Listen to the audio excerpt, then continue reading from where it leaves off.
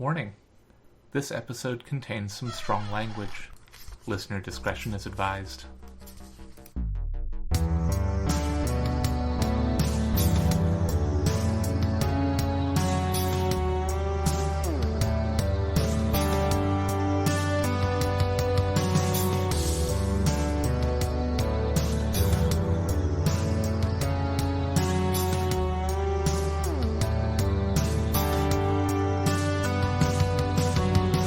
Hello, and welcome to Tales from the Trunk, reading the stories that didn't make it. I'm Hillary B. Disney-X. Listeners, I'm so excited today to welcome our guest. Sam J. Miller has written books such as The Art of Starving and Blackfish City, and most recently, The Blade Between, which comes out in paperback next month. He is a multiply award-nominated and winning author and all-around fabulous person. Sam, welcome to the show. Well, thank you so much. I'm excited to be here. I haven't gone in my trunk in a really long time, and it's terrifying and exciting to have a reason to do so. Yeah. I have not written a whole lot in the last couple of years because of, the pandemic and changing jobs and changing living situations, and largely because I'm making a podcast full-time now also. But it's always a fun time when I do take a chance to look back in my trunk and either cringe or say, oh, hey, actually I was onto something there. So you're going to be reading to us from Blue Matter. Is there anything we need to know about it going in? No, I don't think so. Is it, I am assuming I can give the whole spiel of where this fits into my many Trump novels at the end, or is now a better time to do that? No, let's get into it afterwards. Awesome. So this was a novel that I wrote in, I want to say 2008, 2009, and it's sort of... I'm sort of obsessed with Soviet history and with robots, and so this is a novel about what would happen if, instead of a space race, the U.S. fought a robot race with the Soviet Union, and the Soviet Union won. Fantastic. Well, that's what I thought, but no one else did. All right. Book 1, October 1949. "Hey," said the sailor, looking like something coaxed out of marble by Michelangelo. A filthy, sooty statue. Dry in the downpour, smiling like trouble, the sailor was something more than human. Matheson slowed down without wanting to. The Times Square morning rush was almost at full force, yet everyone else had ceased to exist the second this divine specimen of seedy man stepped into his path. The sailor waved a cigarette. "You, got a light?" His eyes were hot fire aimed in Matheson's direction. He stepped closer. Matheson could have rubbed his face against the sailor's jagged stubble. Matheson fumbled through his pockets, lowering his head to hide the red flush of his cheeks. Desire was wreaking havoc on his heart. A few more seconds and he'd fall to his knees. A man slept, slumped in a doorway, under a newspaper whose headline screamed, "Senator warns of Soviet scientific advances." Otherwise they were alone under the theater marquee in a sea of people. "Here," he said finally, handing over a book of matches, and then he gathered his miserable willpower and ran. Out from under the marquee, into the rain. A half-block later he turned around, but the crowd had swallowed up the sailor. Manhattan was marvelous like that. So many people, so easy to get lost, so easy to escape the things he feared. A supremely mathematical city, its straight streets and avenues and the orderly grid of it a welcome change from the intimate, intrusive chaos of his native London. In London, it was not so easy to hide from what one had done or what one was. At the corner, he realized he had been running and stopped to catch his breath. From his pocket, he pulled a paper bag of jelly beans. He inspected each one and threw most of them onto the sidewalk. Orange, cherry, apple, lemon. They did too good a job approximating the taste of the thing they were imitating. Only licorice interested him. They were wonderfully artificial tasting, almost mechanical, like the oil that powered some carnival machine. Matheson spent a long time chewing, trying hard to stop imagining a series of scenes involving him and that sailor in an empty warehouse beside the piers. Men and women hurried past him. Babe Ruth was dead, Joe Louis had retired, black men were being signed to Major League Baseball teams. Europe was a poverty-stricken ruin, China had fallen into commie hands, India had won her independence from the British. Terror and grief tainted the faces of everyone around him. Their world was crumbling. Everything they knew was being challenged, but it was not his world. It was nothing he loved or cared about. Don't come to the office and don't stay home. See how a change of scenery changes your thought process. We don't know who's listening. The morning's message from his boss had been waiting with the desk clerk at his hotel when he came down. This was her method, and a maddening one. Deborah Abelard believed that information was power, and she doled it out in tiny pieces, keeping everyone in the dark about some huge corner of the work, even when, or maybe precisely because, it created friction between men who should have been on the same page. Paranoia was part of her method as well. In his head, he sketched out formulas for the stealth payload delivery mechanisms that his unit was currently working on. Dreadfully boring stuff, simultaneously easy and useless, and when Christopher Matheson's mind was not fully engaged, it drove him to do dangerous things. What he needed was something big, something all-consuming, something to swallow up every scrap of mind energy. Until it happened, he'd be at risk. Every sailor who winked at him would ruin his day. The rain began again as he arrived at the western edge of Manhattan. The Hudson, so much wider and choppier than the Thames, smelling of the sea when the wind was right. He turned north and walked along the waterfront. 20 city blocks later, he approached a lone figure standing still and looking out across the water. Instinctively, he avoided eye contact, and yet, as he passed it, "Hello, Christopher." "Deborah, how did you know I'd be here?" She fell into step beside him. "One way or another, I've always got an eye on you." "Jellybean?" She took a fistful. "So, did you come looking for me for a reason?" "Yes." Deborah Abelard was a big woman. She moved straight down the middle of the walkway, and she moved at a very leisurely pace. People cursed, passing her coming and going. "Did you see the newspaper, Christopher? Senator Simeon's latest rant. Some nonsense about the Russians. Your American politicians are somehow even more ridiculous than ours. Stirring people up over nothing. I have something very sensitive," she said. "One of my shittier contacts in the espionage game got it to me. I know you think I'm some crazy person, but there's a reason I spend so much money and time on surveillance and intelligence gathering. This information is going to put us at a considerable advantage." "Advantage over who? We're already the biggest unit in our field of defense." "It's not other government and military units I'm afraid of, Christopher." "Ah, yes, the evil corporations you're always on about. You sound like that senator, imagining incredibly powerful enemies bent on your destruction." "My enemies are real, our enemies." Encased in plastic, she held a photographic print, a grainy image of a hastily typed sheet of paper. "This speech was delivered by Stalin 2 days ago and reprinted in Pravda today.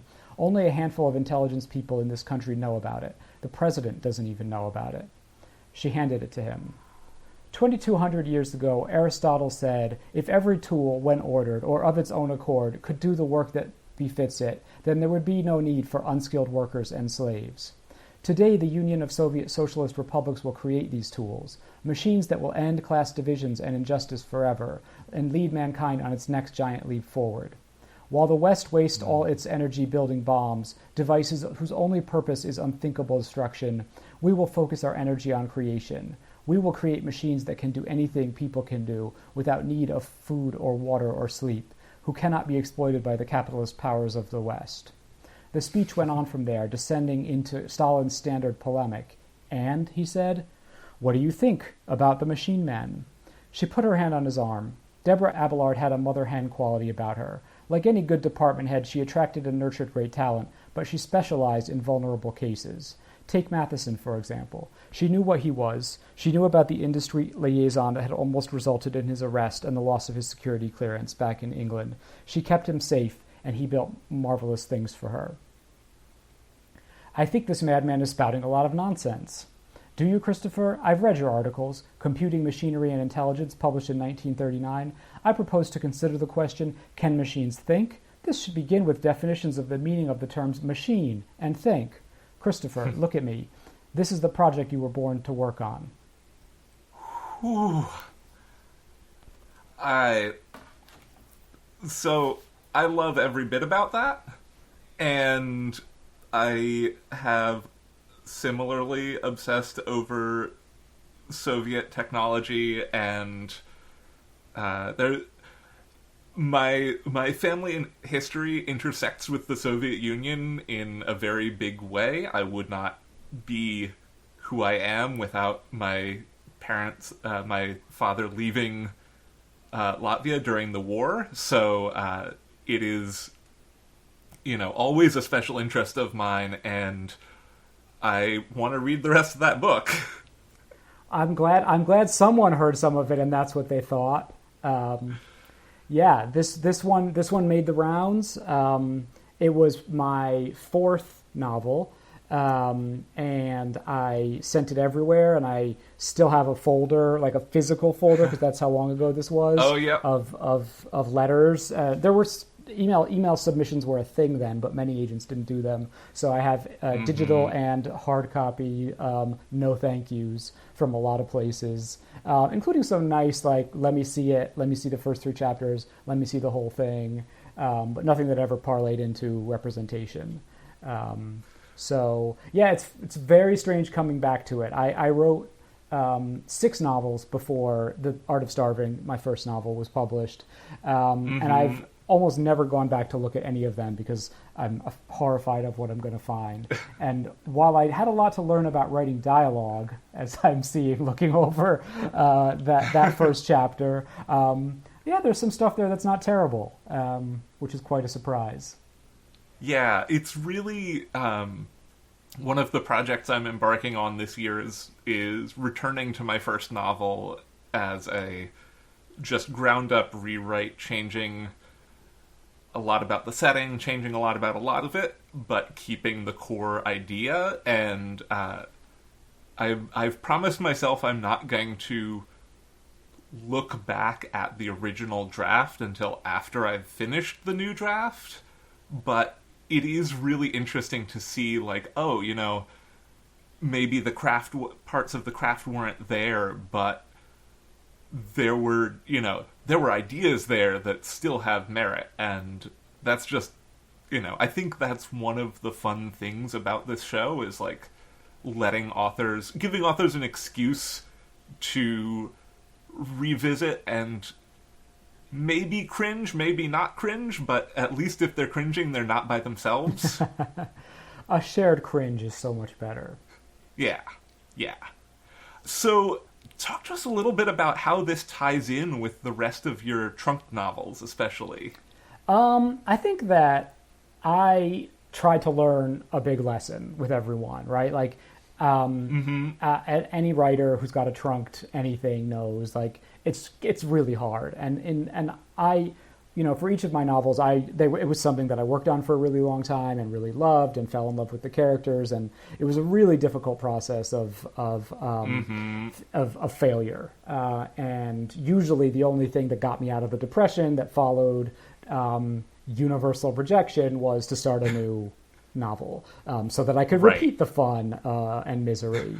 But I think this represents a point when I had learned a lot about telling a complex story, and I think I was trying to lean into characters that really that one feels things for.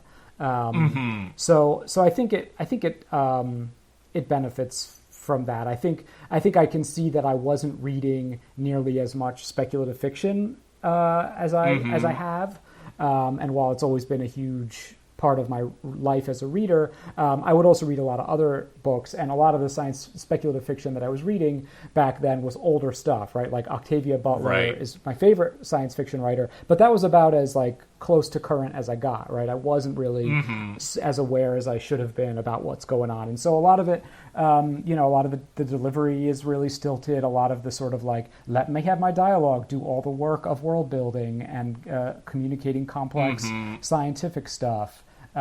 So yeah, I think it's one of those things where I'm like, oh, okay, I get it. I get why no one wanted you. And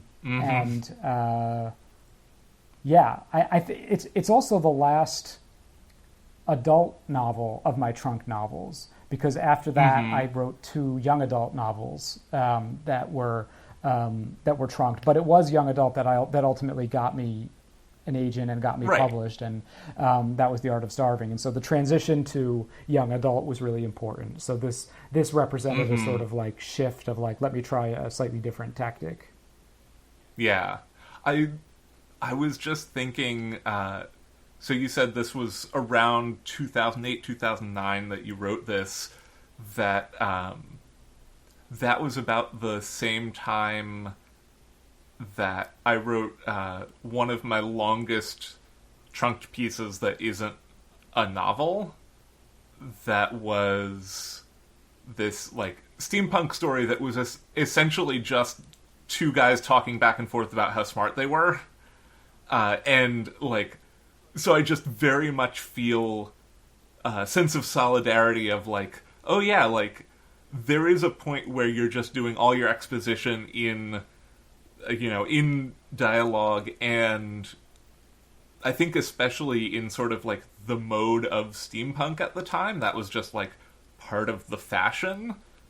And I still get why nobody wanted to touch it, because it was like a 10,000 word epistolary let's talk about how smart we are story that like leaned into horror at the end, but only like really got horrific at the very, very end of it, and never...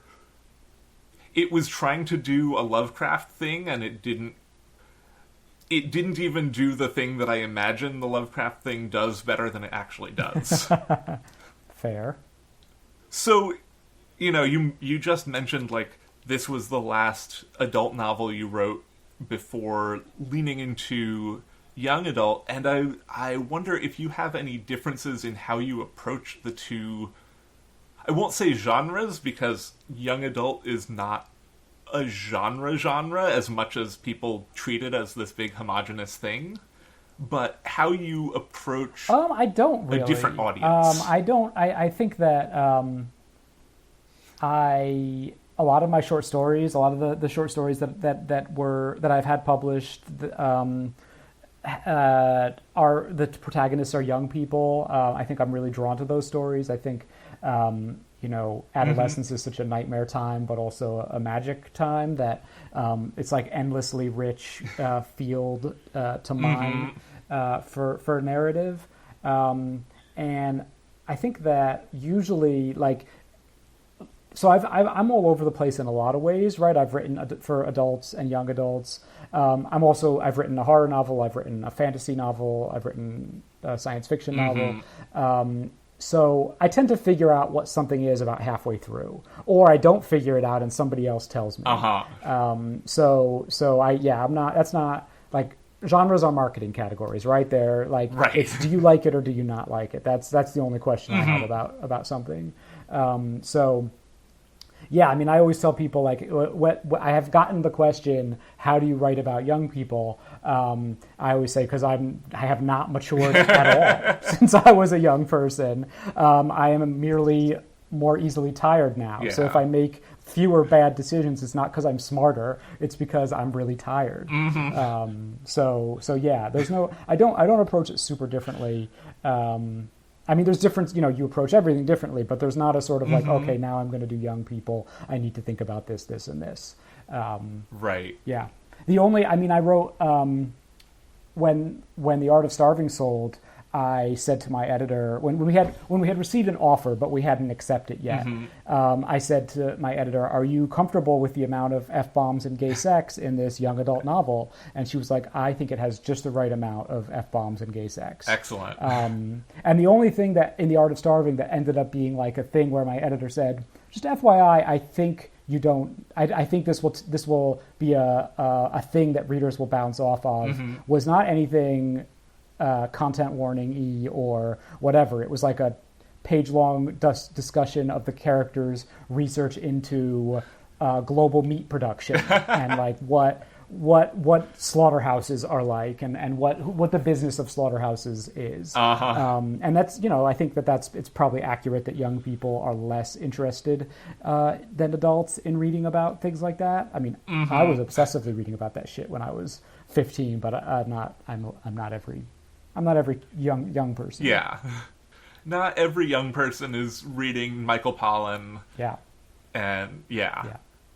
Yeah, I was just thinking, like, I might have run across that and scratched my head at 15, 16, but I probably would have still been super into it, so... Yeah. Yeah. Yeah. I mean, what people, you can't, you write what you want to write, and people are going to bounce off what they're going to bounce off of. For sure. I really appreciate, the authors who I talk to who bridge the gap between adult and young adult or middle grade or other quote-unquote juvenile fiction. I really appreciate that every author of kidlit of whatever stripe who I've talked to or who I've read, essays from, all has the approach of, like, we don't talk down to kids.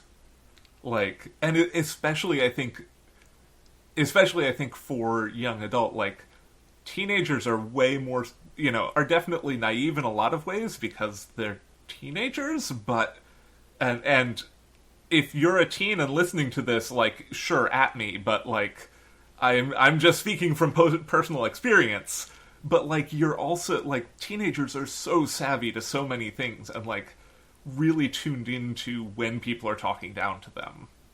Yeah, I agree, and I think, I mean, it's magical. I really love young adult. I love reading it. I love writing it. I think, in a lot of ways, you can be honest with young adult in a way that you can't with adult fiction. And that some of my favorite young adult novels are, there's with adult novels, the voice, the narrator has to sort of like know everything, right? Has to understand the way the world works. There's a worldview that the protagonist has that is maybe trying to figure stuff out. But the young adult narrator is figuring out how the world works and doesn't know and is like questioning and asking questions, including really good questions that adults think they're too smart to ask. So the voice is challenging but wonderful. It's a really fun sandbox to play in. And it's also, like, I think it's really nice to read in that space because as an adult, it challenges me to, like, actually remember to ask the sorts of questions that teenagers are asking, because, like, it's so easy to just, I mean, I'd say easier in, like, 2015 or so to have just sort of, like, gone on and said, that's just kind of how the world works without questioning as much. Like, the last, 6 years have been a little bit eye-opening, even for, more politically left-leaning people in general, but it's definitely, like, that's definitely a thing I really appreciate in the young adult space.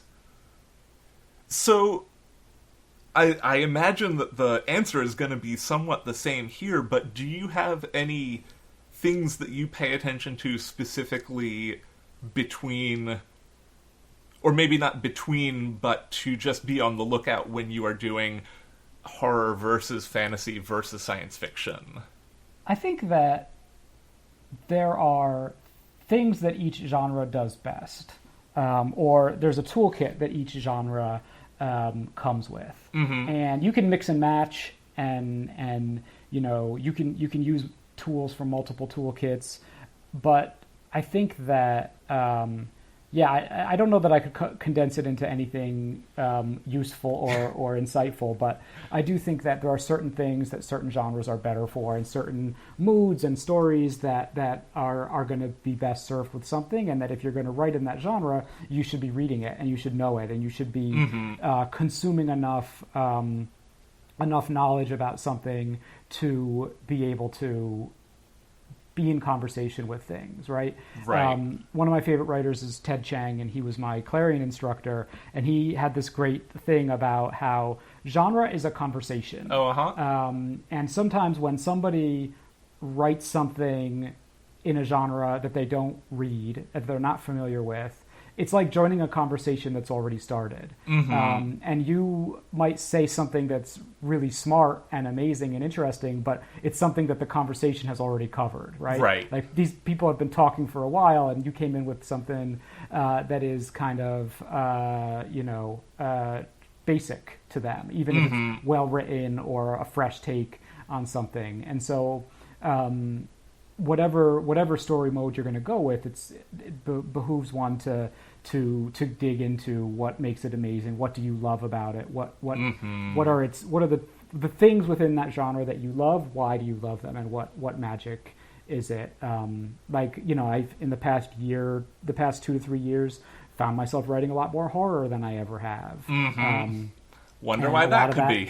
And a lot of that has to do with the world being horrible, and I think there's a truth to horror. That the truth to horror is that there are monsters and the world is awful and things want to hurt you and terrible things will happen that are unjust and that you cannot control or prevent, and to which you may have no recourse, right? That's the truth that horror can get to, right? Yeah. The truth that science fiction gets to, I mean, I say as if there's only one, but there are many. Right. Science fiction tells truths like that, technology is amazing and we can do really cool things with technology, and there might be limits on what technology can do, and the things we do with technology might have consequences that we can't imagine or intend, or that the rules of the universe might not be as fixed as we think they are, and that maybe we can imagine something that is different and better and exciting. Yeah. What you just said about horror, one of the recurring themes on this show when I talk to anybody who writes horror is how, trying to wrap my words around it the right way, how relatable horror is specifically to us queer folks. Yeah. In the way that you just said, where, like, the world is big and unjust and bad things happen in it, but that a lot of horror protagonists don't give up in the face of that. Yeah, I mean, I always say that, like, being queer is a superpower, and it gives you X-ray vision. It gives you all sorts of insights and abilities to perceive things differently. And it's not a superpower that is without problems. And in true Octavia Butler fashion, right? Having a special ability does not mean that everything's going to be amazing, right? Often it's a nightmare to have a special ability. If you're an empath and you're surrounded by people who are in pain, that's a nightmare. But I think that when you're a queer person, you are much less inclined to look around you and think that everything's great, right? While your peers are hearing songs on the radio about love and hearing their own love story in it, you're not. You're like, as soon as you hear the pronoun is gonna be might be a deal breaker. It might be oh, this is not for me. I'm not allowed to feel this. And the authority figures that a straight person might think of as trustworthy and benevolent, a queer person will often experience as, being a complete jerk and abusive and full of hate that other people will miss. So yeah, I think that queer people have a really interesting relationship to horror.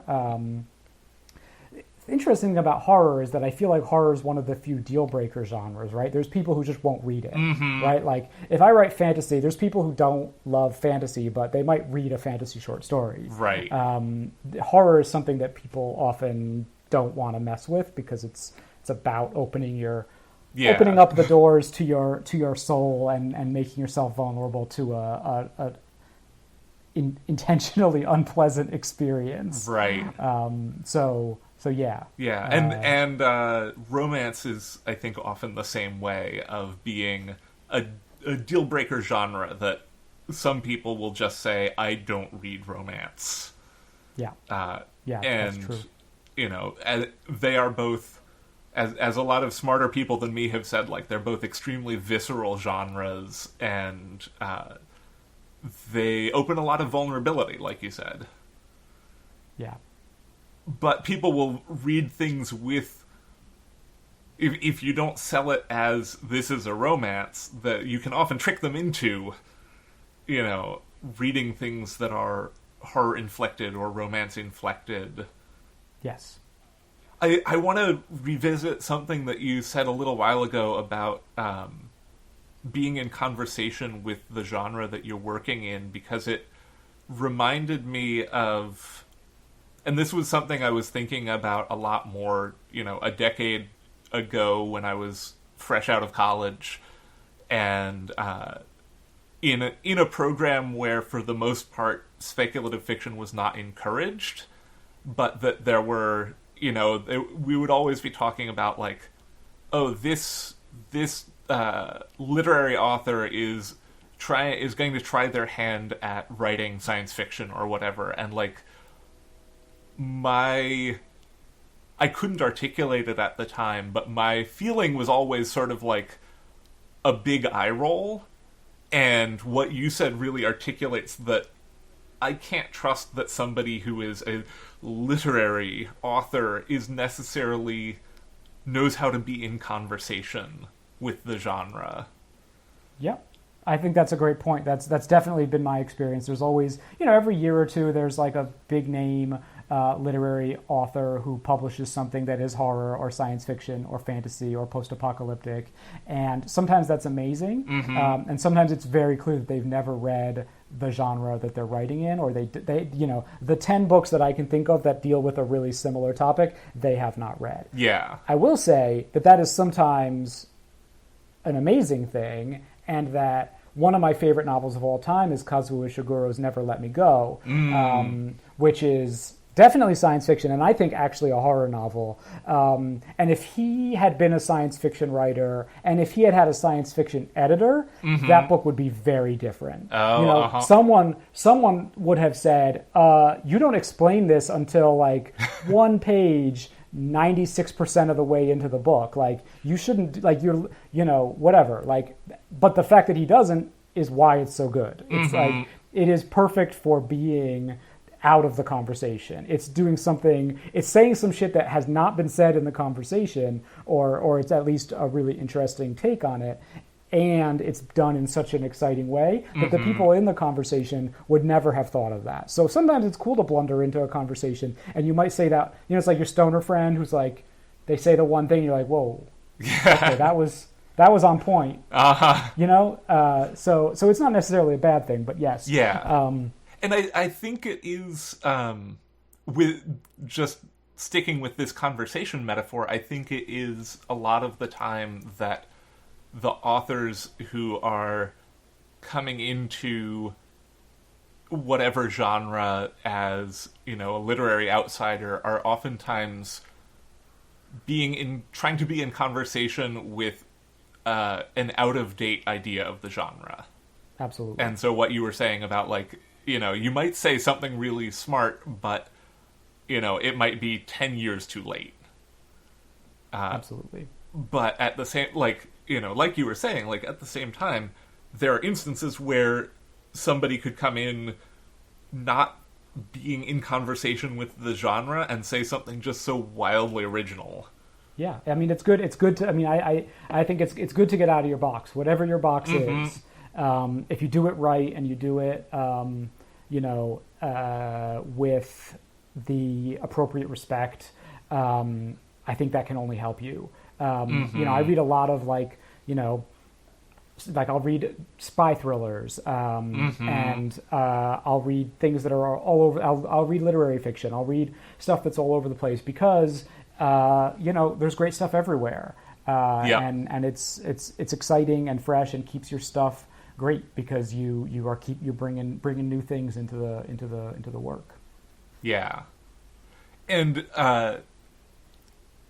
I mean, I similarly do the same thing, and I think a lot of the time I do the same thing through YA because YA is treated as such a homogenous thing when it is really like 8 million, it is as many genres as any other like adult genre is, but that you can like, there's that space to play around, and a lot of the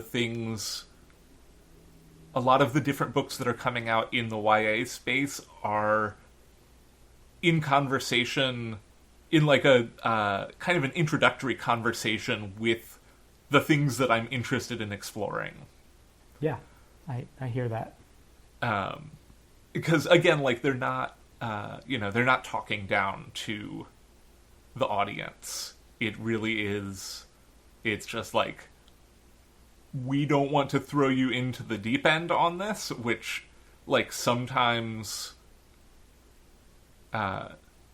it feels a little bit like going to somebody who is an expert in whatever genre and saying, hey, I need a reading guide for this. Awesome. Because like the things that got me, I mean, some of the things that got me into horror were like reading John Bellairs books when I was 8. I love John Bellairs. And like Joan Aiken got me onto alt history in like, in like 3rd grade or something. I started reading her books, and like all of those things that I love are things I learned through Kidlit. Yeah, and I think that, now I feel like I'm probably repeating myself, but there's an honesty to it that, like, even the sort of classics of the genre, like, I don't know if you've ever read The Chocolate War, but The Chocolate War I reread recently, and it has one of the most devastating, like, brutal endings of any book I've ever read. It's just like, that sucks. Like, that asshole is going to get away with it. I think that, kids, kids get it that the world is terrible, and that bullies get away with stuff, and things aren't just, and it's okay to, you don't have to sugarcoat that for kids. Yeah. Or, I think this is something that will speak to you directly. Like, I know one of my favorite picture books to this day is the Butter Battle book, and that is just mutually assured destruction is bad. Right. But, I don't know that one. I don't know that Dr. one. But Dr. Seuss. Right. It is, I really recommend it. It's like, I think it was my favorite because we never owned the Lorax when I was, like, of the age to really super be into Dr. Seuss. But it is just an arms race book that ends with basically the two sides sitting with their finger right over the button. Yeah. And, that's the sort of thing where, like, I didn't know the term mutually assured destruction when I was 8, but I sure knew that, like, this was a really interesting and, like, terrible world that had been written in this, very, very absurd, sugar-coated looking story. So, I'll check like, it out. I definitely am not going to say that Dr. Seuss does not have problematic elements, because almost everybody does. And Seuss especially, like, very much of his time in a lot of ways, but also, like, wrote about how Hitler is bad, and wrote about how you shouldn't cut trees down for the sake of capitalism, and, like, we got these things out of it. So at this point, I don't know if it came through over the call or what, but this weird police box just showed up in my office here, and I was wondering if we could step into this time machine for a second and go back, and if there's anything that you would like to have been able to tell your younger self as a writer. This is that RuPaul's Drag Race question that they always ask, Yep. and then everybody cries, and I'm not going to cry. because I didn't really like work. I didn't have time to work up to it. That's fair. Just do it. Just keep going. Which is like the one thing that he didn't need to be told. Like, yeah, go to Clarion a lot sooner. Like, go to the Clarion Science Fiction and Fantasy Writers Workshop. Read a lot more science fiction and fantasy and horror. And I always say that for me, the thing that like made the difference in like me becoming a writer who is doing something that I'm really excited and proud about. I had always sort of imagined that like literary fiction and speculative fiction are both great and wonderful, and I love them both, but they do different things. And speculative fiction is for the exciting plot and the cool monsters and the cool tech and whatever, and literary fiction is for the deep existential conversations and the sort of like really powerful character journeys. And growth. And it was reading Ted Chiang that I realized, like, no, actually, you can do both. Like, though they don't need to be separate. Like when you embrace those two things, when you look at the different things you love and try to do them together, then you're going to be writing stuff you're proud of. So I guess I would say if you could do that in 2008 instead of 2012, Sam, you'd really save yourself a lot of trouble. But you know, I always say it wouldn't take nothing for my journey now. Like, I'm super excited to be the writer that I am, in conversation with and friends with the writers that I'm friends with, and reading the books that I'm reading that are being published now. And so as much of a, like, you know, shithole slog as my career was for a long time, it's made me who I am, and that's pretty cool. Yeah. I definitely feel that in terms of like, and I think a lot of people have echoed the same, like, I wouldn't actually want to change it for myself because, you know, exactly like you say, like, we can't know who we would be if things had been different. Yeah, and but you know, we're all the speculative people we fiction get to writers. So are like super cool people. Yes. You know, I don't think I would have started this podcast if I had sold a novel at 25. Yeah. Like, and you know, now I here I am almost 35 and like have this podcast that brings a lot of people joy, brings me joy, brings me like this opportunity to share conversations with amazing people like you, and you know, and like the numbers and the accolades and whatever, like, I can't control those. They, you know, they're nice when they happen, but like, it's, you know, I wouldn't trade the last 3 years of podcasting for like knowing some sort of shortcut. Yeah, I mean, I think that what happens when you have to struggle for a really long time is that you keep learning, you keep trying new things. I think once you achieve a certain level of success, it's easy to sort of feel like, okay, I got it now, and to not be as open or excited about learning and trying new things. So this is how I justify my past pain to myself. I mean, plus, you know, we're science fiction writers and we know all about temporal paradoxes. And if you go back in time to warn yourself about something, who knows how what kind of nightmare scenario could result from that. For sure. Yeah, what you just said about just like being open to learning is something that I think about, that I didn't think about in the same way. You know, a lot of my friends, like, when I was growing up had, you know, took music lessons or played sports or like outside of school or did martial arts or something, and I didn't do any of those. And then at 30 I decided to take up martial arts, and so I started, or 20, however old I was, time is fake, I started studying Aikido, and through that learned a lot about learning. In Aikido, I know I can't speak as much for other martial arts, and even for other Japanese martial arts, but there's this idea of, like, everybody talks about, like, oh yeah, I'm gonna get a black belt, and, like, that's the end goal, but we treat it as, black belt is when you start learning. Your first black belt is just like, okay, I've demonstrated basic competency now, and now I am going to start learning things, and,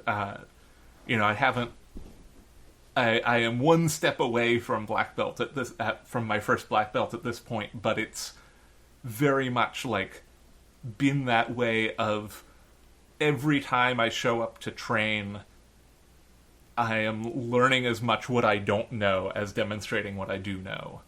And, like, learning to apply that to my writing has been really good for me. Awesome. Awesome. Yeah, I mean, it's easy to stop learning, and when you do learn, it's really, I don't know, it does something to your brain. I started in the past year. I started learning programming, which I always resisted, but I'm trying to make a video game, and it's actually really, really fun and really hard and really exciting. So, and also, like, I feel like my brain is different when it's like there's like a plasticity that reappears to learn new things, and that's like, like I started, I have this sort of like many Jewish people, I have an ongoing, ever-shifting, complex relationship with Judaism, but I recently started like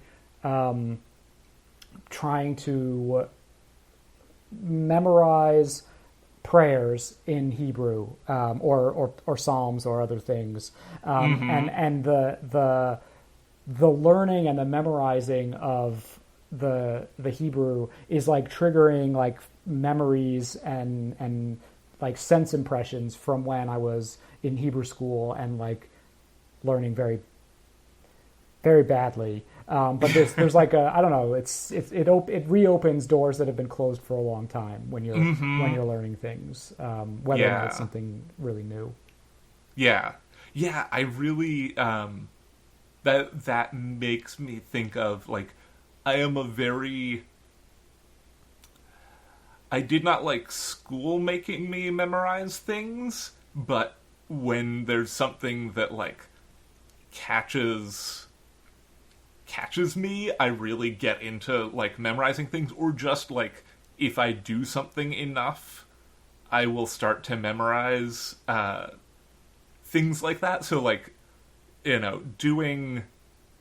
taking Japanese in Duolingo, like, is something that at some point I'd like to travel to Japan again in my life after all this unpleasantness is over.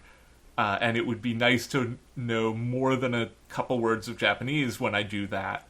But also just, like, learning to think in new patterns. Because, in Japanese, like, the sentence structure is so different than in English. And so you're thinking about, like, okay, where are the things that line up with how I already think, and how can I, like, twist around for these new bits of knowledge? Or like, I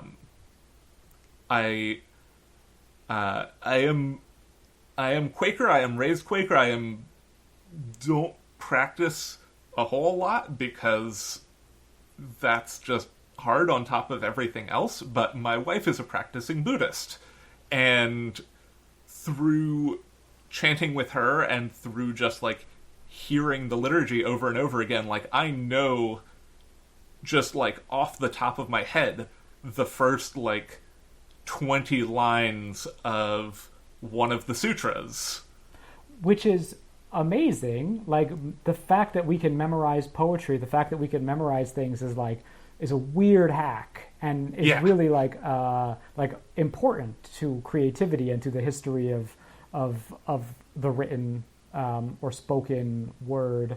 And we've really, it's like that's a muscle that we've allowed to atrophy, right? Like we might in school, but we don't, as like a matter of course, memorize poems or stories, and they live really differently with us when we do. Yeah, and it's really like, I was listening to a back episode of Be the Serpent just yesterday where they were talking about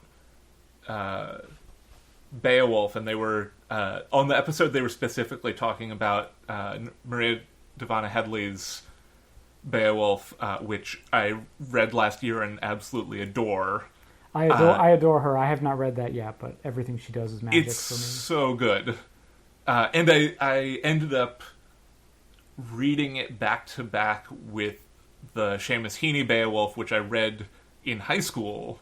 And, in high school was just sort of like, I got into it a little bit because it's a foundational text, and like I already knew like, oh, this is The Hobbit is Beowulf, and all this stuff, but like I was still a little shit who hated school, and especially like getting me to read things in 9th grade was really a non-starter. But going back and rereading it was a whole lot of fun. But they were talking about on Serpentcast, they were talking about the alliteration and Headley carrying through some of that alliteration in her translation, and that is like, it feels good in your brain and it feels good when you say it out loud, but it also like, they did that because it came from an oral tradition. And like, I also read the new translation of the Odyssey recently, and like, it's that same like coming out of this oral tradition thing that is really, it feels good in the brain. Yeah, it's a pattern like that. Like, why is Shakespeare an iambic pentameter? Because that makes it really easy to memorize, and if you're an actor, that's really important to you. So especially if you're doing like one of his super long plays. Yeah. So it's like that. Like that's like you can get somebody to memorize a 6-hour thing, right? Like, incredible. Yeah. I can.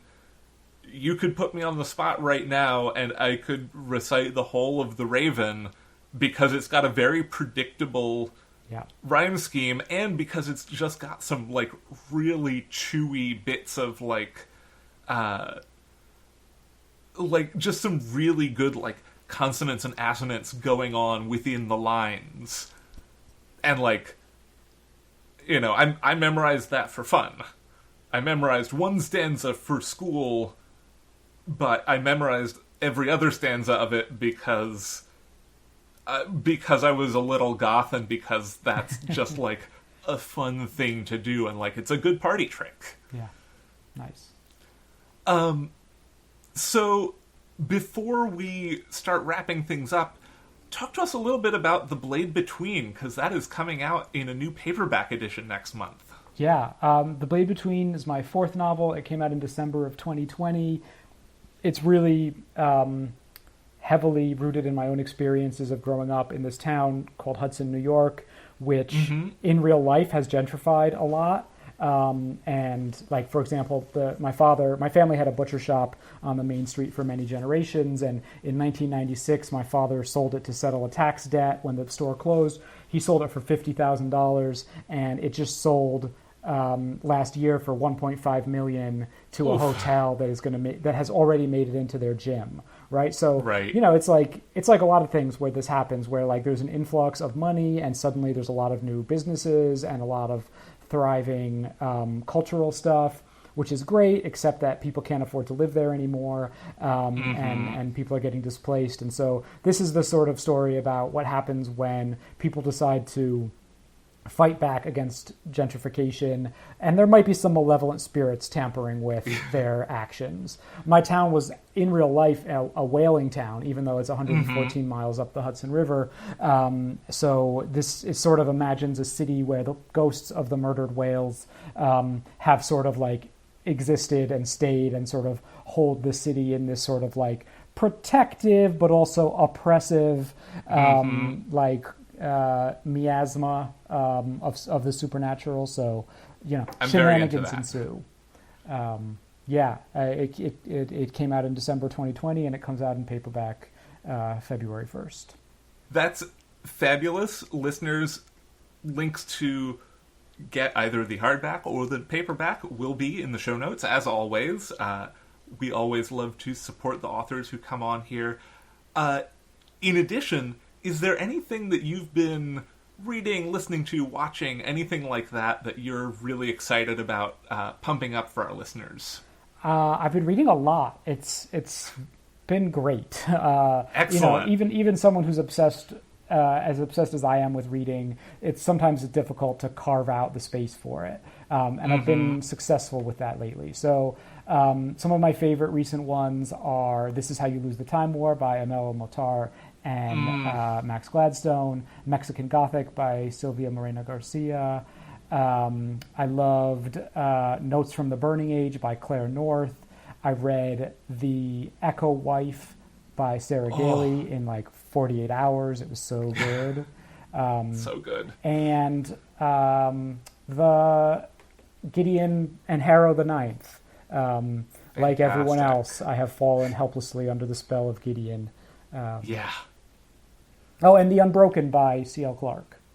Oh, yeah. Yeah, it is really, really good. Nice. Have you had a chance to read Caitlin Starling's The Death of Jane Lawrence yet? No, but I really like The Luminous Dead, so I am excited to check out the next one. Is it good? Have you read it? I just finished it, and it was maybe not the best bedtime reading, but that's when my brain has carved reading space out. But it is fantastic. It does a whole lot of really interesting things with...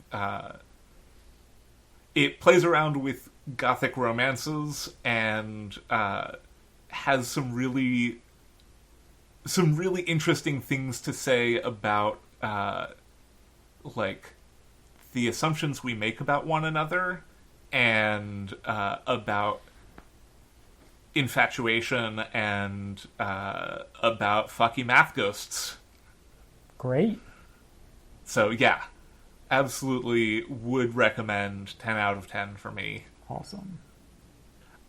Sam, before we get going, where can our listeners find you? Oh, I'm everywhere. Too much.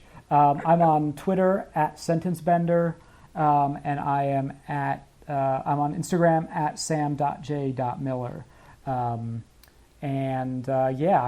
People can get in touch with me through my website. There's a contact form on there, just samjmiller.com. I forgot to mention that I have a short story collection coming out in May called Boys, Beasts, and Men.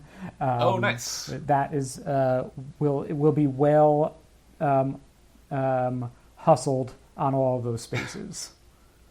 All right. Well, I'm looking forward to that. Pre-order link, if it's out right now, will be in the show notes. And so much to look forward to in terms of books coming out this year, and I'm excited to add that to my TBR. Awesome. Sam, thank you so much for coming on the show. Thank you so much for having me. It was really exciting to revisit Blue Matter and to have this conversation, which I think is like the kind of conversation that any writer could have, but lots of times we don't. So, thank you. This is exciting. Hell yeah. Listeners, stick around next month when our guests will be R.J. Theodore and Ivy Noel Weir. Tales from the Trunk is mixed and produced in beautiful Oakland, California. Our theme music is Paper Wings by Ryan Boyd. You can support the show on Patreon at patreon.com/trunkcast. All patrons of the show now get a sticker and logo button, along with show outtakes and other content that can't be found anywhere else. You can find the show on Twitter at Trunkcast, and I tweet at HBBisnieks. If you like the show, consider taking a moment to rate and review us on your preferred podcast platform. And remember, don't sell for jacked.